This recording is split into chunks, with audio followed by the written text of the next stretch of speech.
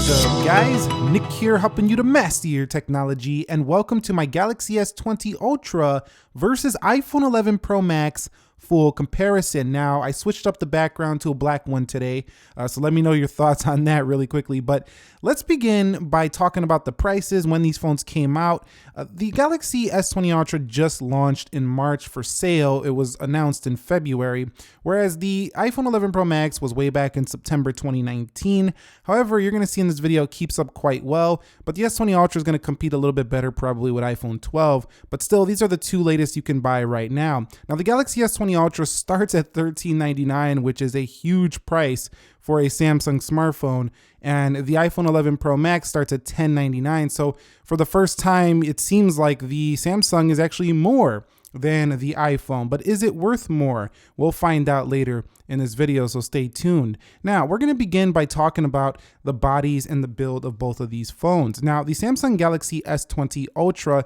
does feature a weighty 222 grams. So what does that mean in your hand? Well, it just means that it's a pretty big, heavy phone right here. However, I have to state that if you're used to large phones, you'll love the S20 Ultra. You can handle it. If you're used to Note size phones, 11 Pro Max size phones, even 10s Max size phones, you could handle the S20 Ultra.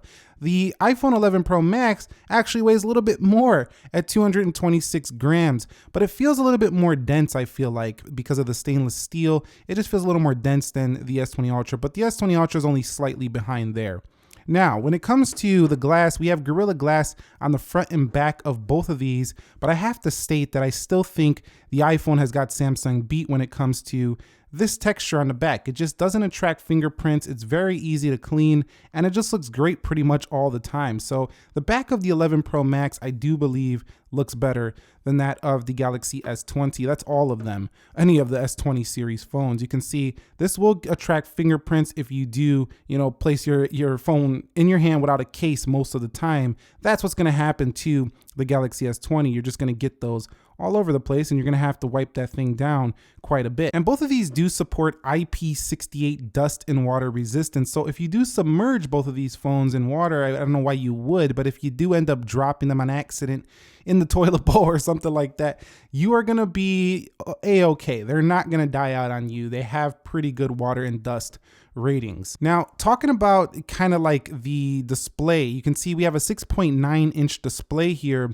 and this design difference is huge. That notch versus the little Infinity O. I do believe Samsung has got Apple beat here. And what Samsung has done with the Galaxy S20 series is they still have a curve, but they made it very slight. So it almost feels like a flat display, but still wrapping around the edge of the panel. It's absolutely beautiful here for the Galaxy S20 Ultra. You can kind of see it right there on the sides of this phone, and just look how thin the bezels are. And they also made the Infinity O display actually smaller, so that little cutout is actually smaller than ever for the S20 Ultra. The chin is still, it's a pretty decent size, but very small. I mean, this is a pretty much all screen phone here in the S20 Ultra, whereas with the 11 Pro Max, it's a very flat display, so you might love that, but you can see the bezel running around the edge of the iPhone 11 Pro Max is definitely more noticeable, and the chins are about even now, but you can see right here, the notch is just something that is just not pretty by comparison, in my opinion, to that Infinity O. But at the same time, they're both very beautiful phones, and I think that most customers choosing between both of these are going to absolutely love both of these devices, depending on either one you go with. From a build quality standpoint, I gotta state the 11 Pro Max's stainless steel feels a little bit better, but it's very slight. Now, take a look at the back camera bumps on these. The iPhone 11 Pro Max is actually way more flush with the body, and usually I'm telling you that Samsung phones don't have big camera bumps, but this year the one on the Galaxy S20 Ultra is big, but it doesn't really matter that much because you just put a case on it and you cover it up. Now, taking a look at the right sides of the phones, you can see that the 11 Pro Max has a nice big power and Siri button, very easy to reach, and it's pretty darn large, so it's a very good button. However, it splits the volume rocker and the silent switch on the left side, whereas with the Galaxy, the volume rocker and the power button has been moved lower for easier reaching, is on the same side. So I think it's more intuitive to have both buttons of the power and the volume rocker on the same side. Even though you don't have the silent switch, that's pretty classic iPhone. I do like how Samsung has put it on the same size. It's just very intuitive. And moving moving on to display quality. Now, both of these are extremely good displays. Super Retina XDR OLED, Dynamic AMOLED, the marketing speak for just AMOLED displays. Both of them are very good. 6.9 inch on the left, 6.5 inch on the right, at 89.9% screen to body ratio for the Galaxy S20 Ultra. That's what I was talking about, pretty much no bezels. Over here, 83.7. So what you basically can see is more bezels because it's just less screen than the Galaxy S20 Ultra. Now, 3200 by 1440 pixels on here. So this thing is rocking a ton of pixels, and you have the motion smoothness you could change to 120 hertz, something you can't do on the iPhone 11 Pro Max. It's stuck at 60 hertz. However, it does have a 120 hertz touch sample, so the smooth feel of opening apps will be very fast for iPhone.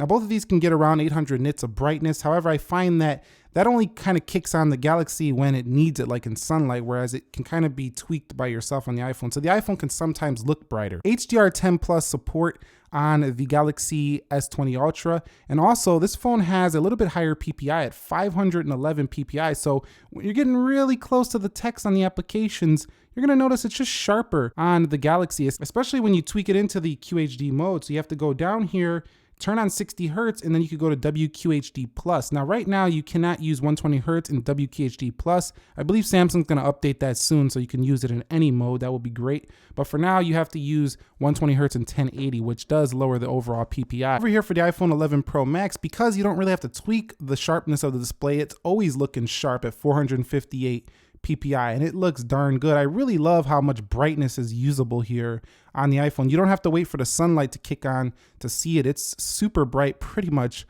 anytime you want to tweak it to be super bright. So beautiful display here as well. Now, really good wide color gamut on this phone and Dolby Vision, you know, all that stuff, all that marketing stuff, just basically watching movies, reading text, everything is phenomenal on this iPhone 11 Pro Max display. It was a nice upgrade over 10s Max. So for display, I just have to be honest though, as much as I love the brightness of the 11 Pro Max's display, another thing is that they both do have a dark mode. So just press in here on the 11 Pro Max here, and then just go over here to dark mode on both. So they both do support that similar feature where everything in the OS will get a little bit darker for you. Now, one thing the Galaxy doesn't have is a true tone like feature, but here's the thing. If you just go over here and turn on blue light filter, let's go over here, blue light filter, you kind of lower it way down. You can almost emulate that true tone like look, but you do have night shift here on the iPhone as well in display. And if we go to settings here and we go to display, you also have the ability to change this between a vivid and a natural mode, which you can definitely tweak it to look true tone like if you do want that. For the Galaxy, again, you have advanced settings here as well. You can change the RGB settings. Now, in addition to that, if you scroll all the way down to Video Enhancer and you turn this on, the minute you go to YouTube, it'll just blast the brightness and contrast, and it'll look beautiful when watching content. So there's some neat touches in the display features for the Galaxy, whereas with the iPhone, you got some neat touches as well. Bold texting, you could change the standard icons to the zoomed icons. You have True Tone. There's just less things to tweak on the iPhone 11 Pro Max. So if you like to tweak your display, the Galaxy is where it's at. I just like the overall more screen to body ratio on the Galaxy. It's smoother display at 120 hertz. It's a sharper panel. I'd pick the Galaxy if all you care about is your display. When it comes to software, which one wins out? Well, at this point, I'm pretty sure you've seen videos or learned the differences between Android and Apple, but if you don't know, there's a lot more customization. You got things like wireless power share on here. If you go to settings, there's features for days. Go down here to advanced features, and there's so much you can do. You could reduce animations. You could do one-handed modes. There's multitasking. This is one of the major differences between them. Pop view, the ability to have a YouTube video just kind of go down to the corner while using it. Really, the big difference I find here is the ability to move your apps wherever you want on the screen, theming options, customization, and multitasking.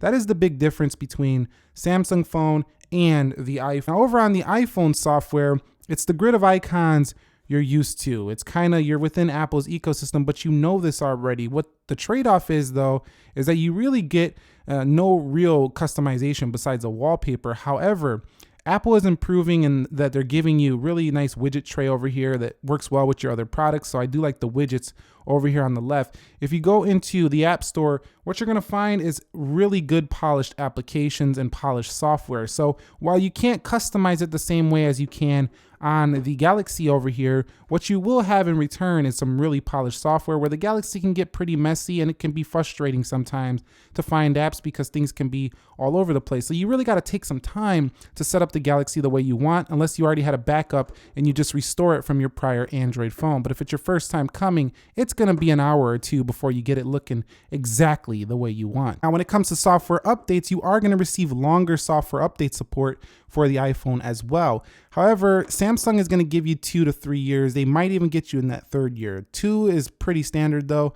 With the iPhone, you might go 4 or 5 on this one. So if you plan to keep these phones a super long time, software support is key for iPhone. However, you have to keep in mind that this hardware is so good on the Galaxy that even if software support does end, you'll still be getting security patches, and the hardware is definitely strong enough to, still be used even if the software stops getting the latest updates. So you got to really think about how important is the updates to you. Now, when it comes to performance, we already talked about it. We did a speed test comparison between both of these, but the Samsung is just a smoother performing phone at this point. 120 Hertz is the key separator. It's what makes it feel smoother, but I should mention that even on 60 Hertz, this phone is still very smooth. It's actually smoother than prior Galaxies, even on its 60 Hertz mode. But I'm gonna apply the full HD plus mode, switch it over to 120 Hertz, and you're just gonna see a super smooth display. This thing is just incredible. You have to see it to believe it, because I know a lot of people's experience of Samsung has been slow, choppy, laggy, but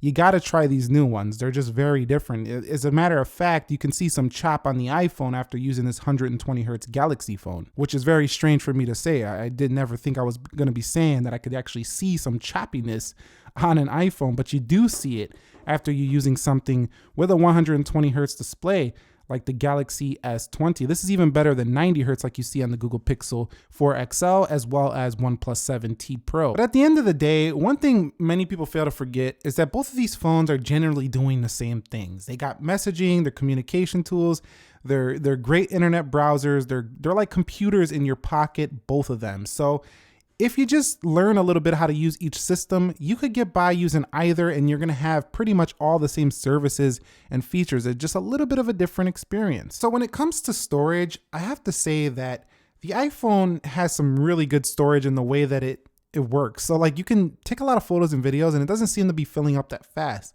Whereas with the Galaxy, I could kind of fill this thing up a little bit faster. However, the Galaxy does offer more storage. You can get 512 gig plus add a 512 gig, you get over a terabyte. I mean, it's a ridiculous amount of storage you can get on the Galaxy phone. You can go up to 512, but your price actually increases to above the Galaxy S20 Ultra if you go with the 512 iPhone 11 Pro Max. So let's just put it this way. Both of them are rocking some beast storage, plenty more than most people are gonna need. So what about their audio performance? Which one comes out on top? Let's check out the Galaxy.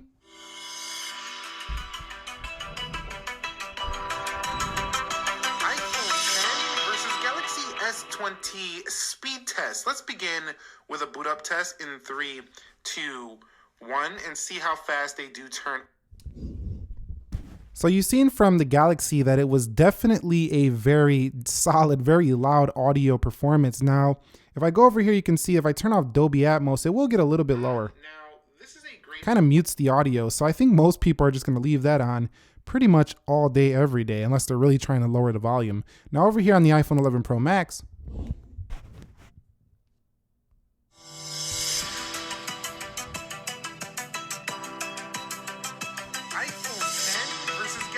S20 speed test. Let's begin with a boot up test in 3, 2, 1 and see how fast they do turn on. Now, to my ears, the Galaxy sounded a little bit louder, but the iPhone sounded a little bit crisper. So really down to that. Loud, crisp. Neither of these have a headphone jack, and you do have Bluetooth 5.0. You can get Galaxy Buds or AirPods for either. So, audio to me is pretty much a draw. Just not going to be a deciding factor between both of these. Okay, so talking about the battery life. Now, at first, I was having trouble with the S20 Plus getting through a day. I don't know what was going on, but then the phone started to break in after a couple days, figured out my usage patterns, and now I'm having trouble making the Galaxy S20 die in one day. Now, I will state one thing though, the iPhone 11 Pro Max seems to be lasting a little bit longer for me. It can stretch into the second day with a little bit more battery life than that of the S20. So this 5,000 milliamp hour battery for the S20 doesn't mean that it's so much better than the 3969 on the iPhone 11 Pro Max. Now, one funny thing though is that the 11 Pro Max does come with 18-watt charger in the box. This one comes with like a 25-watt charger in the box. So the Galaxy Charge is ridiculously fast. You put this thing on charge, go in the other room, go take a shower, go make some food, do whatever you're doing. Come back, the S20 is gonna shock you how much more battery it has in just like 20 minutes or so. The iPhone can do the same, but not quite as quick as the Galaxy. So I would pick the Galaxy if you like fast charging. I'd pick the iPhone if you like better standby, because I do find that even with this S20 Ultra, with all its power, I'm still losing 5 or 6% in standby overnight. Samsung still hasn't figured this out, and it's very annoying to go to bed with 100 and wake up with 94 or 95. It's extremely annoying. You go to bed with the 100% on the iPhone and you're waking up with 100%. So standby king on the iPhone. I think both of them are going to be very impressive for you in battery life though. However, like I say, faster charging, get the Galaxy. Better standby, get the iPhone 11 Pro Max. Comes to their cameras. Probably the most deciding factor here. If you want to see a ton of samples, I spent like 5 days creating a camera comparison. We zoomed to the moon on the Galaxy S20 Ultra. Go check it out. Link above or link down below, but I will show a few samples in this video if you don't want to click out right now. Let me go ahead and bring this S20 box in here, and we'll open up the cameras here in a minute. Now, the iPhone 11 Pro Max, I was raving about that camera for quite some time before this one came out here in the Galaxy S20. Now, the S20 to me sometimes has some focusing issues. I don't know what's going on there, but it has a very nice wide angle. The iPhone's a little bit smoother with the camera. I'm not even gonna lie to you, but both of them are very pro. They can both do, 4K 60. The Galaxy S20 Ultra can do 8K video, like up to 8K recording. That is pretty insane there, but I don't know how many people are gonna actually use the 8K video recording, but it is available for the Galaxy S20 Ultra. And of course, you got all these settings right here within the app. And I do think that Apple did improve very well on the camera app, being able to tweak it without having to leave that camera app. A lot of features now come down here, the aspect ratios.